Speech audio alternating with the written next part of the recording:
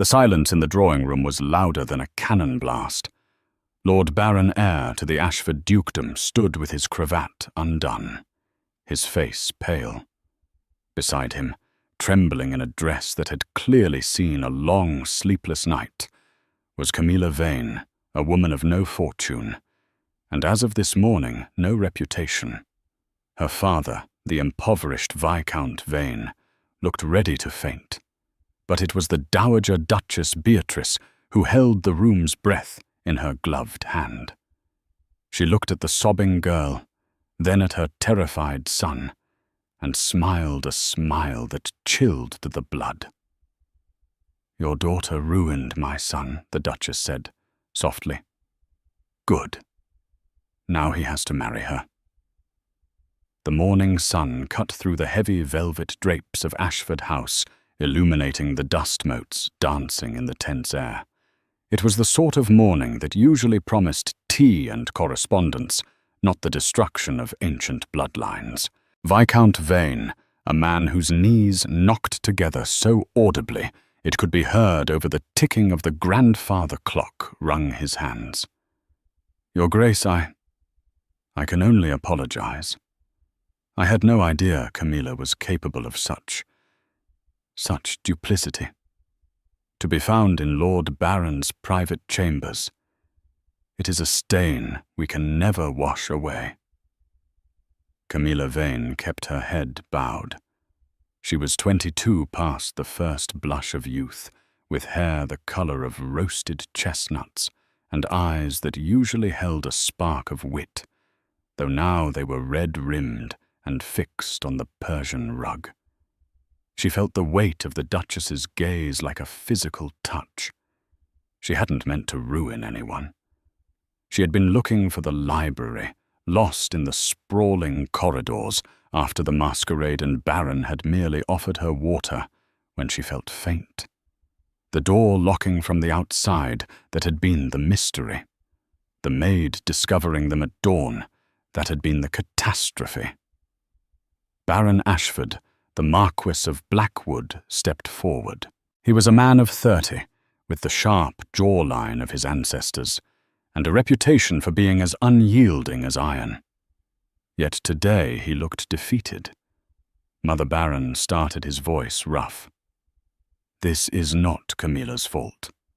I take full responsibility.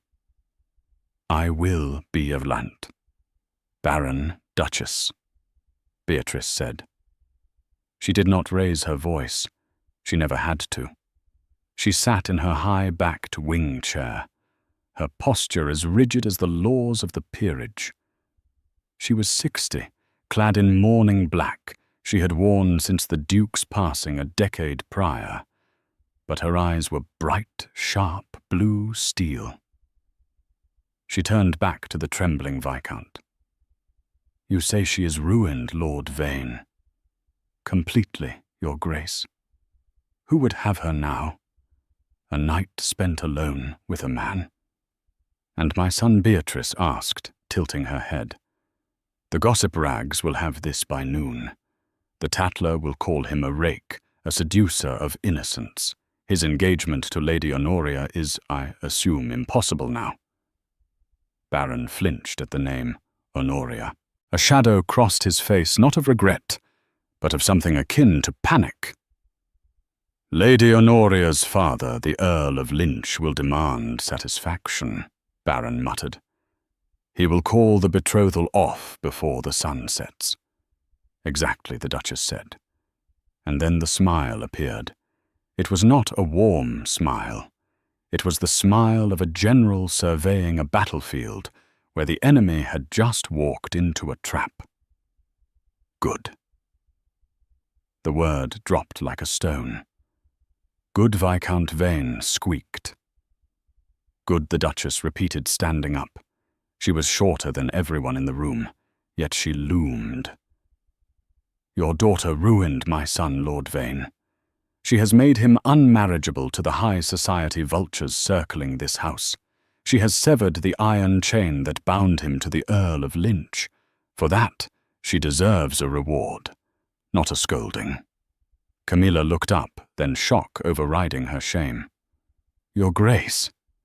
The Duchess walked over to Camilla. She reached out a gloved finger and lifted Camilla's chin.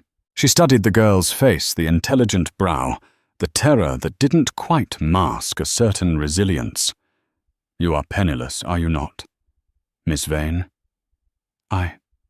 We have little, Your Grace, and your father has gambled away your dowry." "Viscount." Vane choked. "Your Grace, that is a private." "There is nothing private in London." "You fool," Beatrice snapped without looking at him. "So we have a girl with no money, no prospects, and now no reputation. And we have a duke in waiting who needs a wife immediately to prevent a duel with the Earl of Lynch." Beatrice turned to her son. "Baron, send for the Archbishop. You will marry Miss Vane by special license. Tonight." Baron's eyes went wide. "Tonight, mother? This is madness." "We cannot simply—" "Would you prefer to marry Honoria?" Beatrice asked quietly. The silence that followed was heavy. Baron looked at Camilla, really looked at her for the first time. He saw a stranger, a pawn, but in his mother's eyes he saw a strategy he couldn't yet comprehend.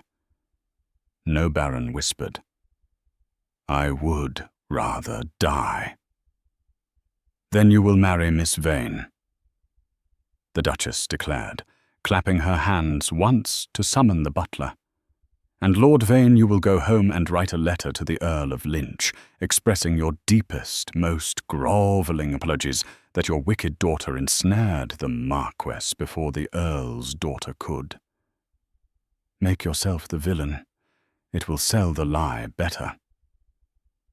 "But—" Camilla found her voice. It was shaking but clear. "Do I not get a say in this?" The Duchess stopped at the door. She turned back, her expression unreadable. "My dear child," she said dryly, "you walked into a lion's den and woke the beast. The only way you survive is to become the lioness. I suggest you go upstairs and wash your face. You are to be a marchioness by dinner." The hours leading up to the wedding were a blur of frenetic, hushed activity. Ashford House, usually a bastion of slow, deliberate tradition, had become a hive of conspiracy. Camilla was ushered into the guest wing rooms larger than her father's entire townhouse. Maids she didn't know stripped her of her ruined ball gown and scrubbed her skin until it was pink, all while avoiding her gaze. They whispered when they thought she couldn't hear. "Trapped him, didn't she? The Duchess is furious, mark my words." Poor Lord Baron. Camilla sat before the vanity, staring at her reflection.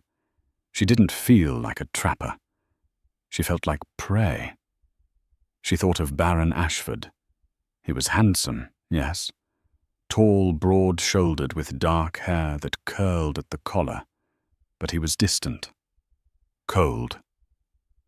During the few times they had met at balls, he had looked through her, his mind seemingly miles away.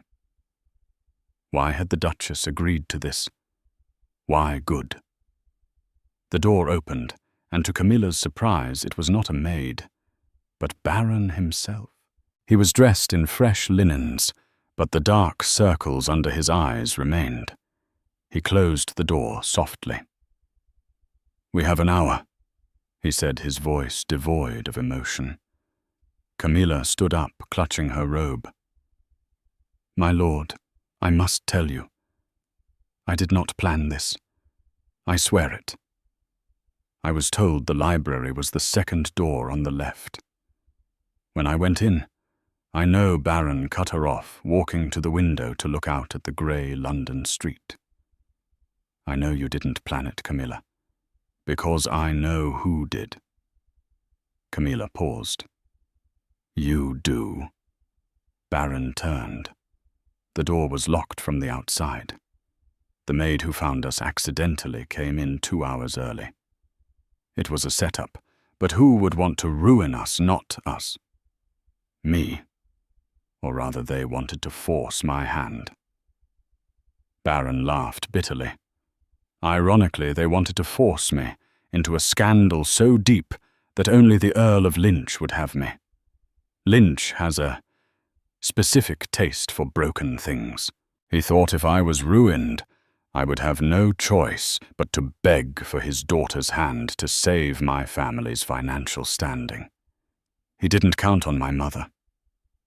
Camilla frowned, trying to piece together the politics of a world she had only viewed from the sidelines. Your mother seems pleased. My mother is a pragmatist. She hates the Earl of Lynch. She hates Lady Honoria even more. Baron looked at Camilla, his gaze intense. You need to know what you are walking into. The Ashfords are land-rich but cash-poor. My father, he left us with debts that are only now coming to light. The Earl of Lynch holds the largest of those notes. The marriage to Honoria was the price of forgiving the debt. Camilla gasped. So by marrying me, I am defaulting on the debt, Baron said grimly. I am choosing financial ruin over a union with that family. My mother sees you not as a bride, but as a shield. If I am married to you, I cannot marry Honoria. The contract is voided by prior entanglement, a clause my mother insisted on years ago, just in case. Camilla felt a cold chill. So I am a legal loophole. You are my salvation, Camilla, Baron said, stepping closer. For a moment, the coldness in his eyes thawed, revealing a desperate, haunted man. But I have nothing to offer you but a title. We will be poor. We will be pariahs. Lynch will try to destroy us. Are you brave enough for that?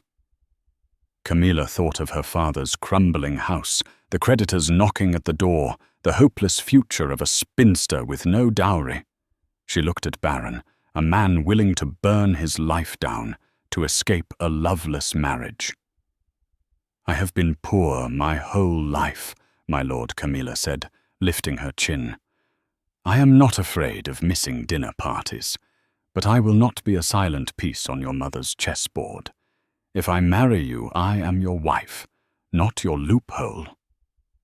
Baron stared at her, surprised by the steel in her voice. A flicker of respect passed through his eyes. Agreed, he said. We are partners in this disaster. A sharp knock came at the door. My lord, it was the Duchess's voice. The Archbishop is waiting, and I believe I saw the Earl of Lynch's carriage turning the corner. We haven't a moment to lose. Baron offered his arm to Camilla. Ready to ruin my life, properly, Miss Vane. Camilla took his arm. Her hand was steady. I believe, my lord, we are about to save it. As they walked out, the Duchess stood in the hallway holding a simple diamond necklace, a family heirloom. She fastened it around Camilla's neck with surprising gentleness. It was my grandmother's, the Duchess whispered. She wore it when she eloped with the stable boy, who eventually became a general. It brings good luck to the reckless. She patted Camilla's cheek. Don't disappoint me, child. Lynch is downstairs and he is going to scream. I want you to smile through it. They descended the grand staircase. In the foyer, the heavy oak doors burst open. Standing there was a man who looked like a bird of prey, gaunt, sharp-nosed, with eyes that burned with malice. The Earl of Lynch. Where is he? Lynch roared, his cane striking the marble floor. I hear rumors of a slut in the Marquis's bed. I demand an explanation. Baron stopped on the stairs. Camilla by his side. You are too late, Lord Lynch. Baron called out, his voice ringing through the hall. Allow me to introduce you to the Marchioness of Blackwood. Lynch's face turned a violent shade of purple. You married her? Just now the Duchess lied smoothly, stepping out from the shadows. The ink is barely dry. I'm afraid your contract is null and void, Reginald. Baron is spoken for. Lynch looked from Baron to Camilla, his eyes narrowing into slits of pure hatred. He didn't scream. He didn't shout. He lowered his voice to a terrifying hiss. You think this is over, Beatrice? Lynch sneered. You think a hasty wedding to a pauper protects you? I hold the deed to this house. I hold the notes on your lands. If he does not marry Honoria, I will call in every penny. By the end of the month, the Ashfords will be sleeping in the gutter. He turned his gaze to Camilla. And you girl, he spat. You have bought yourself a title, but you have inherited a war. I will not rest until you are back in the dirt where you belong. He spun on his heel and stormed out. The heavy door slammed shut, echoing like a gunshot. Camilla felt Baron's arm tense beneath her hand. She looked up at him. He wasn't looking at the door. He was looking at her, waiting to see if she would break. Camilla smoothed the silk of her dress. She turned to the Duchess. Your Grace, Camilla said calmly. If we are to be destitute by the end of the month, I suggest we skip the wedding breakfast and go straight to the account books. My father was a gambler. I know how to hide money where creditors cannot find it. The Duchess's lips quirked upward. Excellent, Beatrice said. I knew I liked you. The wedding night of the Marquess and Marchioness of Blackwood was not spent in a lover's embrace, nor in the heat of passion. It was spent surrounded by dust candlelight and the smell of decaying paper. After the Archbishop had hastily muttered the vows in the private chapel, witnessed only by the Duchess, a weeping Viscount Vane, and the stone-faced butler, Halloway Camilla, and Baron had retreated not to the bridal suite, but to the library. The very library where their ruin had been orchestrated hours before. Baron paced the length of the room stripped of his tailcoat, his white shirt sleeves rolled up to reveal forearms tense with agitation.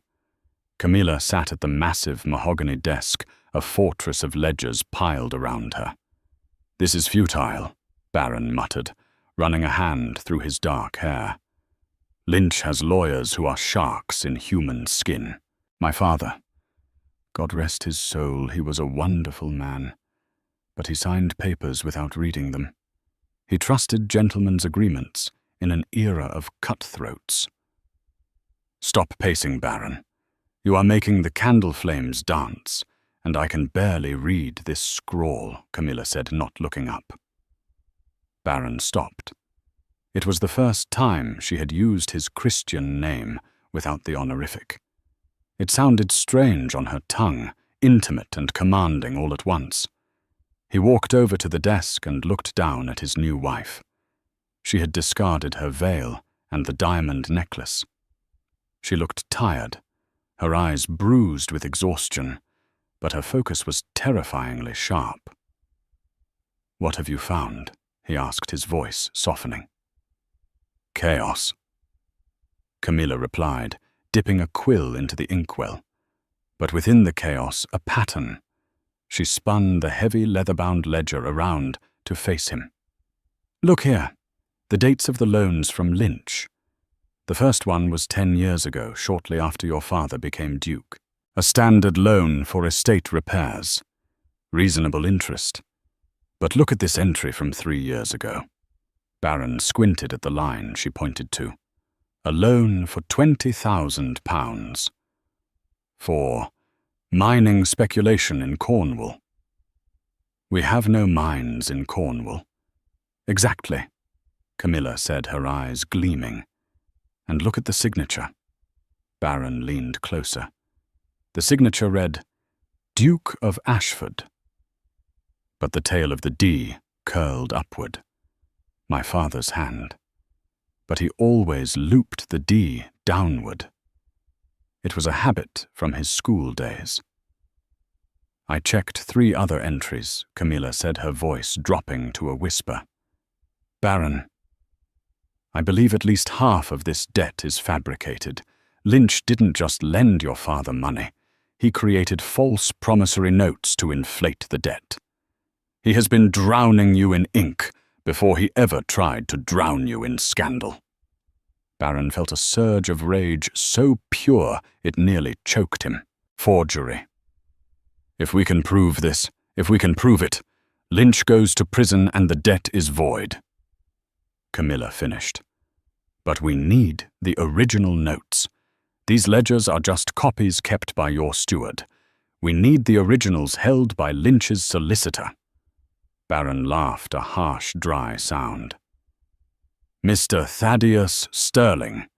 The man keeps his office in the city guarded like the Tower of London. We will never get inside. Not as ourselves, no, Camilla mused, tapping the quill against her lip. But Mr. Sterling is a man of vices, is he not? All men in Lynch's circle are. Baron looked at her, really seeing her. You are frightening, Camilla. I am desperate, Baron. There is a difference. The clock on the mantel chimed midnight. The sound hung heavy in the room. The reality of their situation, married strangers, co-conspirators, suddenly rushed back in. Baron cleared his throat, stepping back. The guest wing is prepared for you.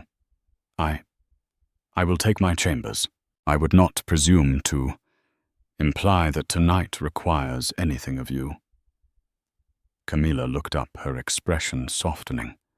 She saw the honor in him, the desperate need to be a gentleman, even when his world was burning. Baron, she said softly, we are married. If we sleep in separate wings, the servants will talk. If the servants talk, Lynch will know. He will say the marriage is a sham and try to annul it based on non-consummation. He is litigious enough to try. Baron stiffened. I will not force you. I didn't say you would. Camilla stood up. She walked around the desk and stood before him. She was small compared to him, but she held herself with the dignity of a queen. We must share a bed. We do not have to touch. But the world must believe we are one entity, an unbreakable front. Baron stared at her for a long moment. Then he nodded slowly. You are right, as always it seems. They walked up the grand staircase together, the silence between them charged with a strange new energy. In the master suite, the fire had burned down to embers. Baron turned his back while Camilla undressed and slipped into a nightgown she had borrowed from the Duchess's wardrobe, a high-necked, unappealing thing. When they lay in the vast four-poster bed, the distance between them felt like an ocean. Baron lay on his back, staring at the canopy. I'm sorry, he whispered into the dark, for dragging you into this war. Camilla turned on her side, watching his profile in the moonlight. I was drowning in a different way, Baron. At least in this war, I have a sword. She reached out her hand, hovering for a moment, before resting lightly on his arm. It was a gesture of comfort, not seduction. Baron flinched, then relaxed, his breathing sinking with hers. For the first time in years, the Marquis of Blackwood slept without nightmares. But he woke to a nightmare of a different sort. The following morning, the cut began. It started with the Morning Post. Usually the silver tray in the Ashford foyer was piled high with invitations to dinners, balls, and hunt meets. Today there were 3 letters. 2 were bills. The third was a curt note from the patronesses of Almack's informing Lady Camilla that her voucher had been revoked due to irregularities in her conduct. Camilla buttered her toast calmly, while the Duchess read the note aloud. her voice dripping with disdain. "Old bats," the Duchess scoffed, tossing the letter into the fire. "They wouldn't know true conduct if it bit them on the nose. I used to smoke cigars with the head patroness's mother." Baron sat opposite them, looking grim. "It's not just Almack's. I saw Lord Calloway in the park this morning." He turned his horse around to avoid greeting me. "Lynch has been busy. He's poisoning the well." "Let him," Camilla said, taking a sip of tea. "It frees up our schedule to focus on Mr. Sewell."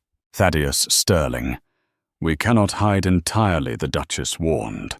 "If we disappear, they will say we are ashamed. We must be seen. We must be glorious." "There is the Symphony Gala tonight," Baron said hesitantly. "It is a public ticketed event, not private. They cannot bar us.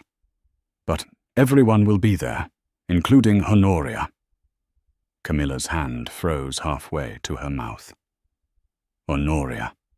The woman Baron was supposed to marry. The paragon of beauty and wealth. "Then we shall go," Camilla said, setting her cup down with a clink. "And I shall wear the red dress." The Duchess smiled. "The deep crimson silk. A bold choice for a ruined woman. It suggests you aren't sorry." "I'm not," Camilla said. The Royal Opera House was glittering with the crème de la crème of London society. Diamonds sparkled under the gaslights, rivaling the stars. But as Baron Camilla and the Duchess entered the box, a hush fell over the auditorium that was sharper than a conductor's baton. Hundreds of opera glasses turned toward them. Whispers hissed through the air like steam. "That's her, the fortune hunter. Look at how he holds her arm, stiff as a board. She has no shame." Camilla felt the heat rise in her cheeks, but she kept her chin high. She felt Baron's hand tighten protectively over hers. "Steady," he murmured. "Do not look at them. Look at the stage." They took their seats. The opera began, but the drama in the audience was far more compelling. During the intermission, as they moved to the foyer for champagne, the crowd parted around them like the Red Sea, leaving a bubble of isolation. Then the bubble burst. Baron. The voice was like spun sugar, sweet but sticky. Lady Honoria Lynch stood before them. She was breathtaking, tall blonde, and dressed in virginal white lace that cost more than Camilla's father's entire estate. Her eyes, however, were cold and calculating. Baron stiffened. "Lady Honoria."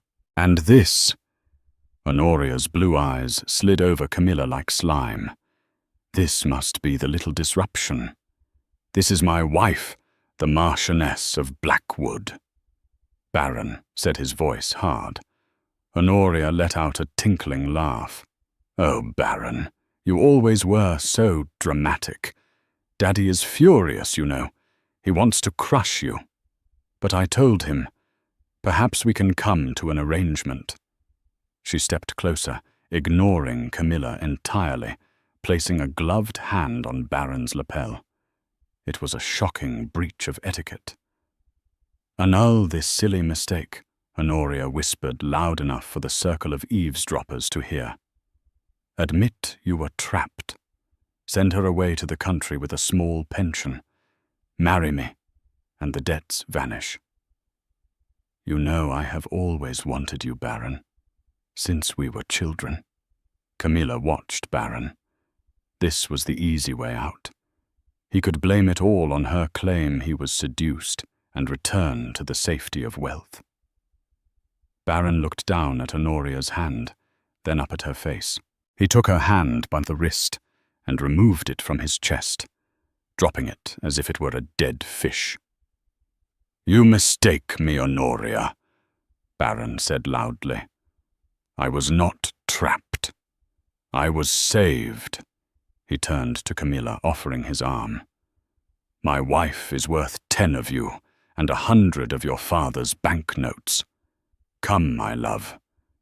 The air here smells of rot. The gasps were audible. Honoria's face went slack with shock, then twisted into a mask of ugly rage. You will regret this, she screeched, her poise shattering. You will beg on the streets, Baron Ashford. As they walked away, Camilla felt a trembling in Baron's arm. Not fear, adrenaline. That was... Camilla started. Foolish Baron asked, a rogue grin appearing on his face. Magnificent, Camilla breathed. But the victory was short-lived. As they exited the opera house, a ragged boy ran up to them, shoving a dirty piece of paper into Baron's hand before disappearing into the fog. Baron unfolded the note under the street lamp. His face went pale. What is it? Camilla asked. Baron handed her the paper. It was a sketch of Ashford House engulfed in flames. Underneath, in jagged letters, it read, Accidents happen. Lynch Baron growled. He's moved past threats of bankruptcy. He is threatening violence. He is scared, the Duchess said from behind them, her face grim. He saw you stand up to Honoria. He knows he is losing control over you. A desperate man is dangerous. Camilla crumbled the paper in her fist. Then we must move faster. We need that original signature from Sterling's office. Tonight, Baron stared at her. Camilla, we are dressed for the opera, not a burglary. Mr. Sterling is likely at his club in St. James. Camilla said, her mind racing. He leaves his office unguarded on Tuesday nights, because he meets his mistress. I know this because my father owes money to the same mistress's brother. The London underworld is a small place, Baron. She looked at her husband and mother-in-law. We have the carriage, we have the cover of night, and thanks to Honoria, everyone thinks we are busy crying in our carriage on the way home. It is the perfect alibi. Baron looked at the burning determination in her eyes. He realized then that he hadn't just married a wife. He had married a general. Driver Baron shouted up to the coachman. Change of destination. Take us to Fleet Street. And spare the horses. Fleet Street at midnight was a world away from the velvet-lined boxes of the Royal Opera House. Here the fog was yellow and thick, tasting of coal and the Thames. The carriage rattled over cobblestones, the noise masking the frantic beating of Camilla's heart. Stop here, Baron commanded. The coachman pulled the horses up into the shadows of a narrow alleyway. The Duchess remained inside a pistol resting comfortably on her lap beneath a blanket. If anyone approaches, she said calmly, I shall scream. If they persist, I shall shoot. Do try to be quick. Baron helped Camilla down. Her crimson silk dress was now hemmed with the grime of the street, but she didn't care. They moved swiftly towards the building that housed the offices of Sterling and Company solicitors. It was a narrow, brooding structure, its windows dark save for a faint flicker on the third floor. Damn, Baron hissed, pressing his back against the brick wall. Someone is inside. You said Tuesday nights were his time. For leisure. He is a creature of habit, Camilla whispered. It must be a clerk working late. Look, the light is steady. It's a single candle, likely a desk lamp. The main gas lights are off. We cannot knock on the front door. No. Camilla agreed. She pointed to a service entrance down a side passage barred by an iron gate. But the delivery boys use that gate. The lock is old. Baron looked at the gate, then at his wife. I am a marquess.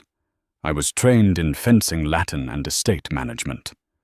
I was not trained in breaking and entering. Camilla pulled a long, sturdy hairpin from her elaborate coiffure. Her chestnut hair tumbled loose over one shoulder. My father locked the brandy cabinet every night, Baron, and every night I unlocked it to water it down so he wouldn't kill himself with drink. Watch. With a dexterity that was both impressive and heartbreaking, Camilla manipulated the rusty mechanism. Within seconds, the gate groaned open. Baron stared at her, a mix of shock and admiration on his face. "Remind me never to keep secrets from you," he murmured. They slipped into the courtyard and found a rear window unlatched. Baron boosted Camilla up, his hands firm on her waist, before hauling himself through. They were inside. The office smelled of stale cigar smoke, ink, and dust. They crept up the stairs, the wood groaning softly under Baron's boots. On the third floor, they saw the light emanating from under a heavy oak door. Baron signaled for Camilla to stay back. He approached the door and peered through the keyhole. He pulled back, shaking his head. "Empty," he mouthed. "Just a forgotten candle." He tried the handle. Locked. He looked at Camilla. She stepped forward with the hairpin, but Baron stopped her. He placed his shoulder against the wood and shoved. The lock, flimsy compared to the gate, gave way with a sharp crack. They burst in. The room was empty of people, but filled with the menacing presence of bureaucracy.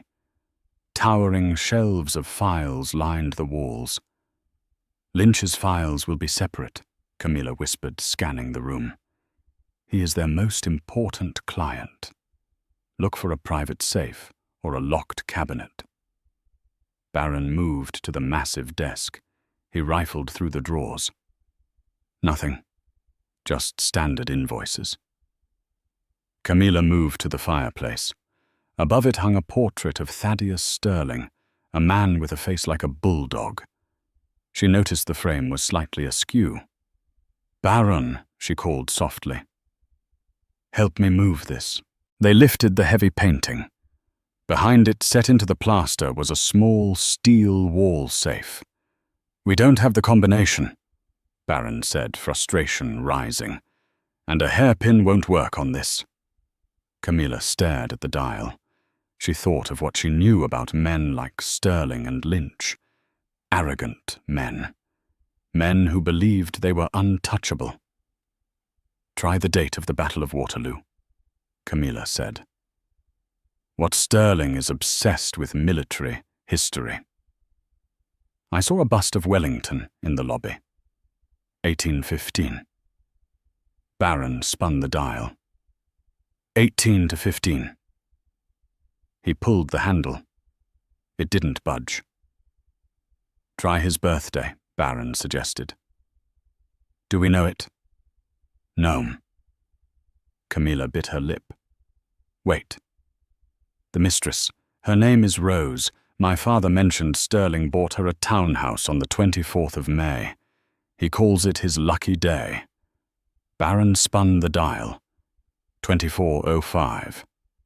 Click. The heavy steel door swung open. Baron let out a breath he didn't know he was holding. "You are a witch, Camilla Vane.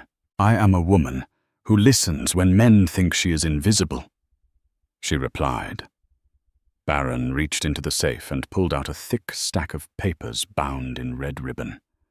The label read, "Earl of Lynch. Private Holdings." He untied the ribbon with trembling fingers. He flipped past deeds and contracts until he froze. Here he whispered. He held up a yellowed piece of paper. It was a promissory note for £20,000. The signature at the bottom read, "Ashford," with the distinctive upward curl of the D. "It's the forgery," Camilla breathed, leaning into his shoulder to see. "But is it enough? He will claim your father signed it." Baron flipped the paper over. Stuck to the back with a dab of wax was a smaller scrap of paper. It was a note written in a cramped, hurried hand. To Lord Lynch. The Ashford signature is complete as requested. The ink mix is aged 5 years to match the date. My fee is double for a duke. T. Finch. T. Finch. Baron read. The most notorious forger in London.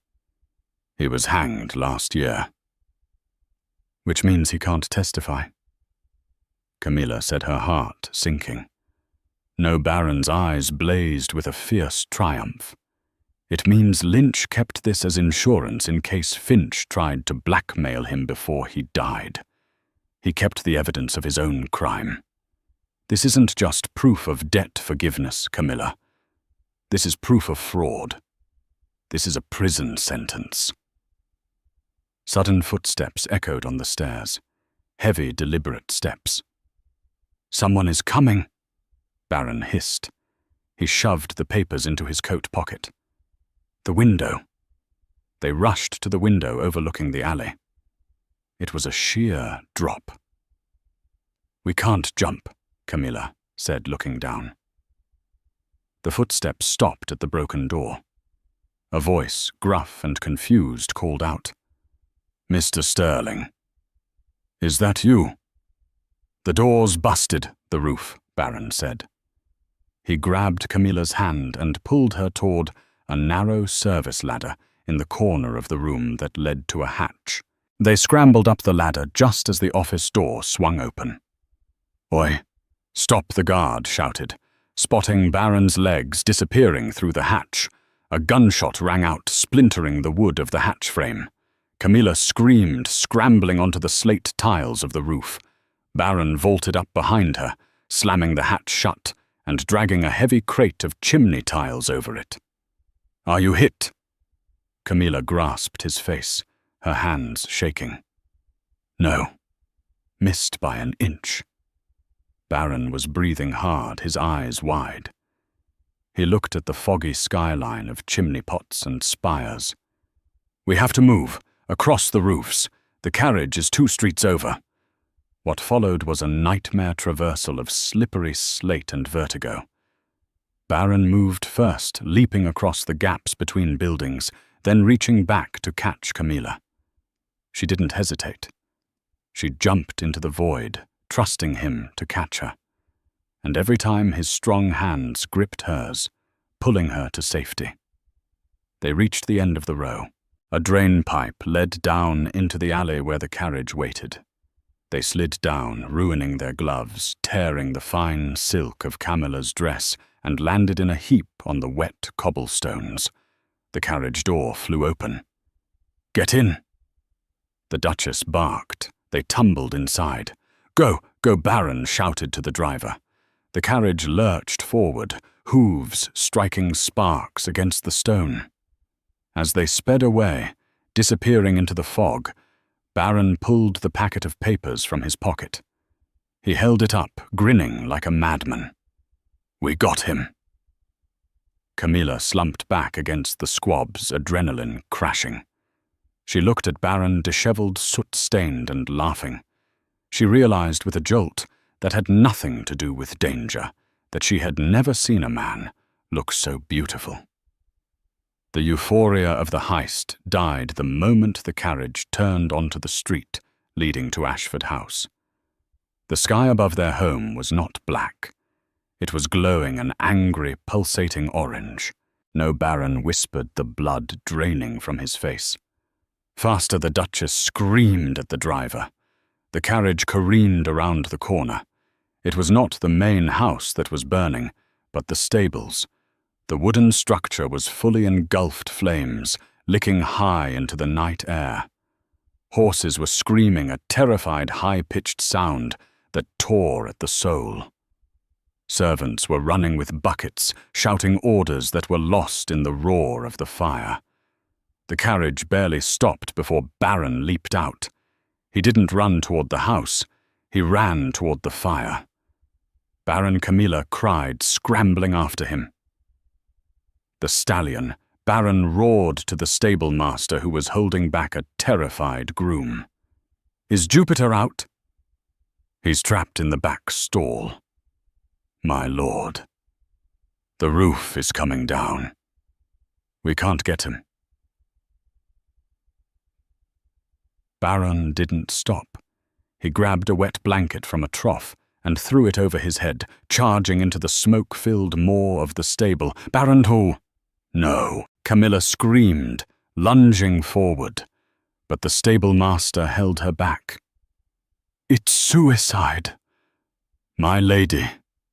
Camilla watched horror paralyzing her as her husband disappeared into the inferno. The heat was intense, singeing her eyelashes. Seconds stretched into minutes. The roof groaned, a massive beam cracking. Crash. A section of the roof collapsed. Camilla fell to her knees, a scream ripping from her throat. Then a shape emerged from the smoke. A massive black horse eyes, rolling in terror, galloped out, and clinging to its mane was Baron. He slid off the horse as it bolted to the safety of the paddock, collapsing onto the cobblestones, coughing violently. Camilla broke free and ran to him. She fell into the dirt beside him, not caring about the mud or the heat. "You idiot!" she sobbed, hitting his chest with her fist, even as she checked him for injuries. "You absolute noble idiot!" Baron coughed, wiping soot from his eyes. His coat was burned, his hands blistered, but he was alive. He looked up at her, seeing the tears tracking through the grime on her face. I couldn't let him burn," he rasped. "He was my father's favorite." The Duchess arrived, looking grim. She surveyed the scene as the fire brigade finally arrived with their pumps to contain the blaze from spreading to the main house. "This was no accident," Beatrice said, her voice cold as ice. The grooms found rags soaked in oil behind the doors. Baron sat up, wincing. "Lynch! He tried to burn us out," Camilla said, her voice trembling with fury. "He didn't know we were out. If we had been sleeping, he intended to kill us." Baron finished. He looked at the burning building, his expression hardening into something terrifying. The boyish charm was gone. The desperate aristocrat was gone. In his place was a man who had been pushed past his breaking point. Holloway Baron called to the butler. "My lord, get the doctor for the men. Get brandy for everyone else, and ensure the pistols in the library are loaded." He turned to Camilla. "Come, we need to dress your hands." An hour later the fire was out, leaving only the acrid smell of wet ash. In the kitchen, usually the domain of the cook Baron, sat on a wooden stool, while Camilla carefully wrapped a bandage around his burned palm. The house was quiet now, a shocked silence settling over the servants. "Does it hurt?" Camilla asked softly. "I don't feel the pain," Baron said. He was watching her. He watched the way her brow furrowed in concentration, the way her gentle hands moved with efficiency. "Camilla." She looked up. "Yes, you saved us tonight. In the office. I would have given up at the safe. And you saved us at the stables. You gave everyone courage." Baron shook his head. He reached out with his uninjured hand and touched her cheek. "Why did you agree to this, really? My mother bullied you, yes. But you could have run. You could have refused the marriage." Camilla stopped her bandaging. She looked into his eyes the color of a stormy sea. Because, she whispered, I was tired of being invisible. I was tired of watching men like Lynch destroy people like my father, people like you, simply because they could. When your mother said good, I realized she wasn't just offering a marriage. She was offering a weapon. "And am I just a weapon to you?" Baron asked, his voice low. Camilla's breath hitched. "No. You were the first man who ever looked at me and didn't see a dowry I didn't have. You saw me." Baron leaned in. The smell of smoke was still on him, but beneath it was sandalwood and the scent of the man she had married as a stranger. "I don't want to be partners anymore, Camilla," he said. "No." She felt a pang of fear. "No." Baron said, "I want to be your husband, in every way." He kissed her. It wasn't the tentative, polite kiss of the altar. It was fierce, possessing, and full of the raw emotion of a night spent cheating death. Camilla kissed him back, her hands tangling in his soot-stained hair, pouring all her fear and hope into the contact. When they broke apart, breathless, the kitchen door opened. The Duchess stood there. She looked at the intimate scene, the bandaged hand, the close embrace, and nodded once, satisfied. "As touching as this is," the Duchess said briskly, "we have a war to end. I have received word." Baron and Camilla stood up, breaking the spell, but keeping their hands joined. "Word of what?" Baron asked. The Queen Beatrice said, "She is hosting a garden party at Buckingham Palace tomorrow afternoon. It is the last great event of the season. Everyone will be there. The Prime Minister, the Archbishop, and most importantly, the Earl of Lynch, who is set to receive an award for philanthropy." Camilla let out a bitter laugh. "Philanthropy?" "Exactly," the Duchess said, her eyes gleaming dangerously. "It is the perfect stage. We have the forgery. We have the letter from Finch, but simply handing it to a magistrate isn't enough. Lynch has judges in his pocket. We need to do it publicly," Baron realized, "in front of the Queen. He cannot bribe Her Majesty.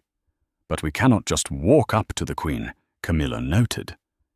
"The guards will stop us, especially looking like this." The Duchess pulled a piece of paper from her sleeve. "Which is why it is fortunate that I am the Duchess of Ashford, and I am the Queen's godmother. We are on the guest list." She slammed the paper onto the table. "Go upstairs. Wash the soot off. Sleep if you can. Tomorrow we walk into the lion's den one last time. And this time we do not just survive. We bite." Camilla finished. "We kill, Baron," corrected Darky. "Figuratively speaking. Though after tonight—" He glanced toward the ruined stables. "Rest," the Duchess commanded. "Tomorrow the House of Ashford rises or falls forever." The sun shone over London, as if mocking the ashes that lay in the Ashford stables. Inside the carriage, however, the mood was steel-edged. Baron sat in his scarlet full-dress uniform, his bandaged hand gloved in white. Beside him, Camilla wore pale lavender silk, calm, elegant, and ready for war. "Remember the Duchess," Beatrice said, as they entered the gates of Buckingham Palace. "Lynch expects us to be broken. When we step out, we must look like we haven't a care in the world." "I am terrified," Camilla admitted, clutching the reticule that held their salvation. Baron covered her hand with his own. "You walked into a burning stable for me. You broke into a fortress. Lynch is a bully. You are a queen. Remember that." The carriage stopped. They stepped onto the gravel of the palace gardens, and the effect was instantaneous. The string quartet seemed to falter. Conversations died. The gossip of the fire had spread.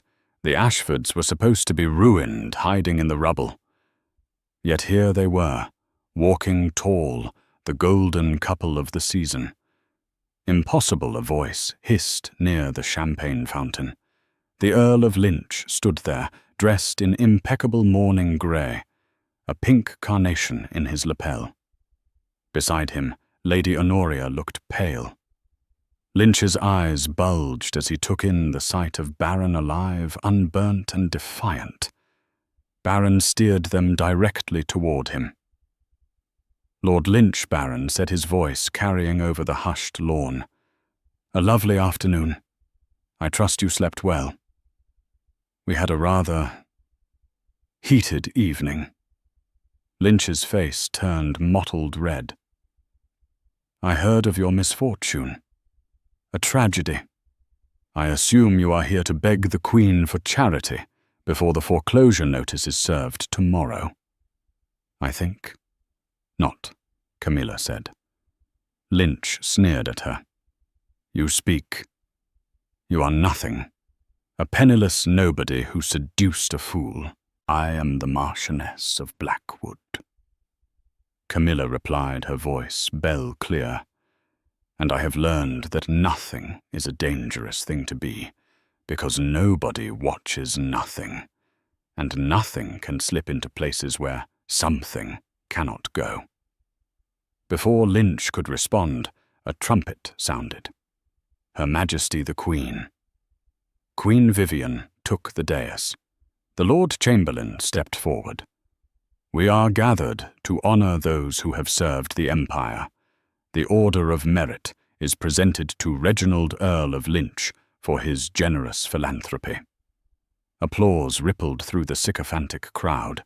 Lynch puffed out his chest, casting a triumphant look at Baron before stepping toward the Queen. Now, the Duchess commanded. Baron stepped out of the crowd, breaking protocol. Your Majesty. The applause died instantly. The guards tensed. Lord Blackwood. The Queen peered down sternly. This is highly irregular.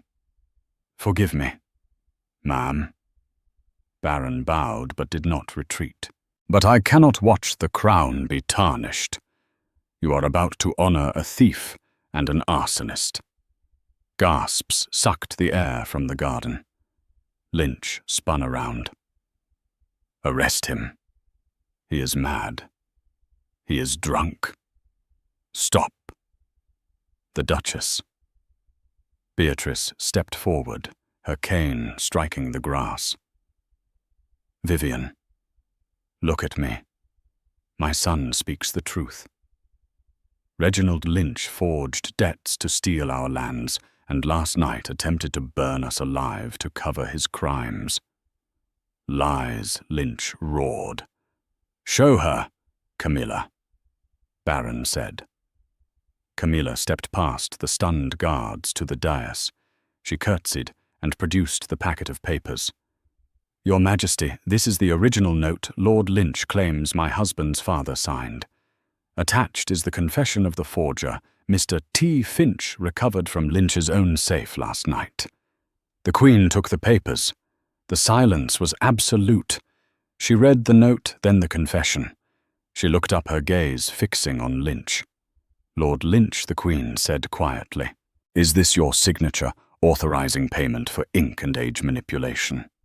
Lynch stammered, backing away, as even Honoria abandoned him. It is a fabrication. They are the forgers.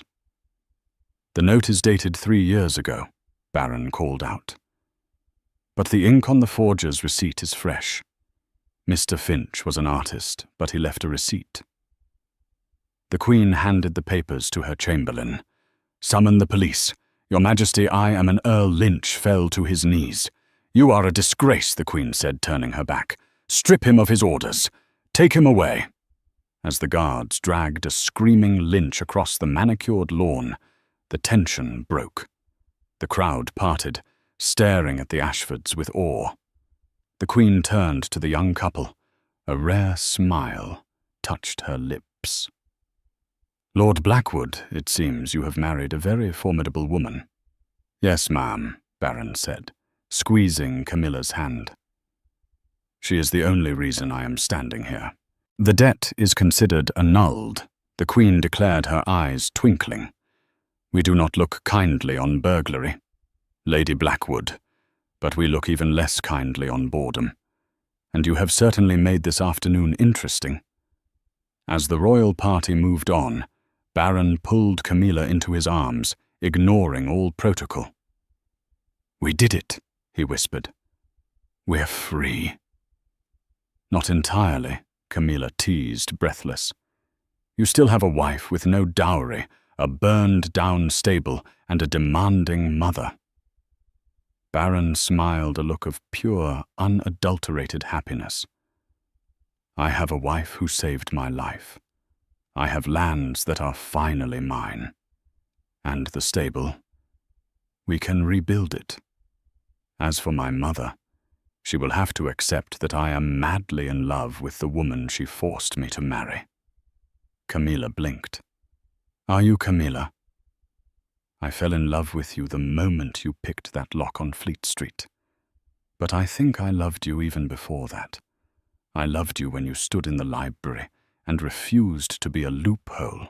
He kissed her, a scandalous, passionate kiss that would be the talk of London for decades. Far across the lawn, the Duchess watched them. She took a sip of champagne, a victorious smirk playing on her lips. Your daughter ruined my son, she murmured to herself, echoing the words that had started it all. And thank God for that. And that is the story of how a scandal became a salvation. From the dark libraries of a crumbling estate to the glittering lawns of Buckingham Palace, Camilla and Baron proved that sometimes the biggest twists in life and the greatest romances begin with a little bit of ruin. If this story kept you on the edge of your seat, please hit that like button. It really helps the channel grow. What do you think? Did the Duchess know all along that Camilla was the perfect match, or was she just lucky? Let me know your theories in the comments below. And if you want more dramatic historical romances, stories of revenge and epic twists, make sure to subscribe and ring the bell so you never miss a story. Thanks for listening, and I'll see you in the next chapter.